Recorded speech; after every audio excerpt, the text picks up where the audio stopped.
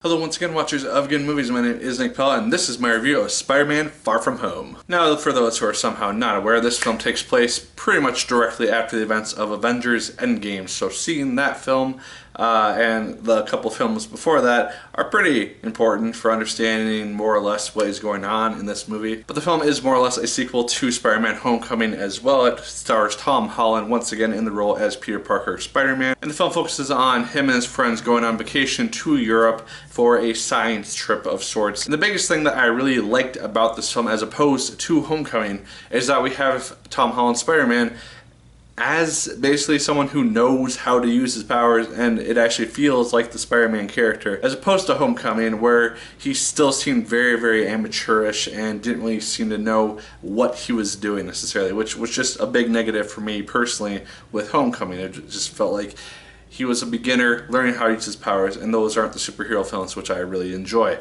And so, Far From Home, he's done Homecoming, he's done Civil War, he's done Infinity War and Endgame. He knows how to be Spider-Man at this point, and he's been on huge adventures where he's had to basically master his abilities. And so a lot of the fight scenes, the choreography, all that stuff felt very fluid. It felt very much like he knew what he was doing as a superhero in the MCU at this point, and it felt very fresh, and I really enjoyed seeing him on screen in that way. Tom Holland, once again, does a really good job as both characters. His choreography is really on point, and him as Peter Parker is also very fun to see. Him hanging out with his friends, hanging out with Ned, and also trying to confess his feelings to MJ.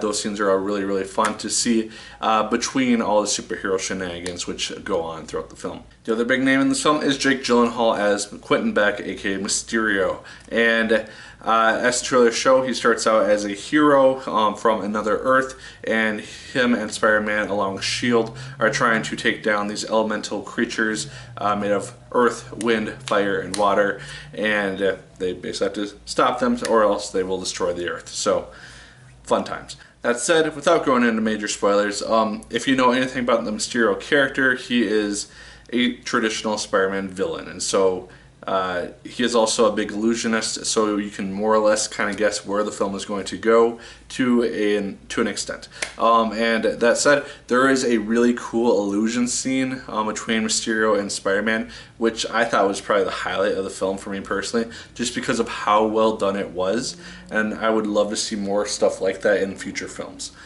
Because it's just really well done in terms of the CGI, and then just mixing illusion with reality. It just works really well, and again, it's probably my favorite part of the film. And then throughout the whole entirety of the film, you can really feel the presence of Iron Man, because spoilers for Endgame, Iron Man dies at the end of that film. And so a lot of the film revolves around who's going to be the next Iron Man. Is Peter Parker going to be him? And it really deals with how the relationship between Peter Parker and Iron Man was just very much father and son relationship, and so Peter's really dealing with that after effect. And then you also have Mysterio having this connection to Iron Man, and you can really feel his presence once again throughout the film in regards to the technology and just various aspects of the film. And I really enjoyed seeing that because it just made the film feel much more focused, and it really, again, dealt with the loss of this character throughout the MCU, and I like that. A couple small gripes with the film though. There are some pacing issues here and there throughout the film, which do make the 2 hours that the film runs feel a little bit slow at times, and I did check my watch once or twice. Everything's done really well. The school trip stuff is really fun to watch. The big action scenes are really well done. It just does feel a little bit long at times, I'm not going to lie.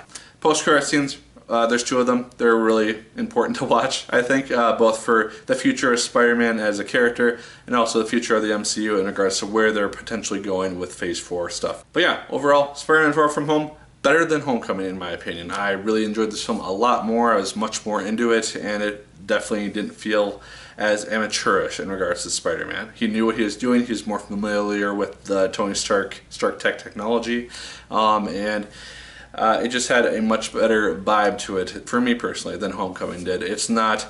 It does feel a little bit smaller as a result, just coming off of the epicness that was Avengers Endgame, but it's still a very fun film, a very well done film. It's an MCU film. I really enjoyed it. I definitely say check it out if you're a fan of Spider-Man, of the MCU.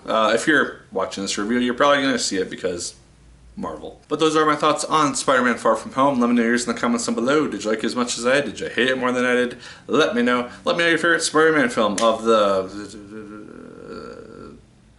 7 that we have now, I think. Like, for your comment, and subscribe once again if you choose. I appreciate it immensely. And as always, my people, my name is Nick Pell. And once again, keep on watching.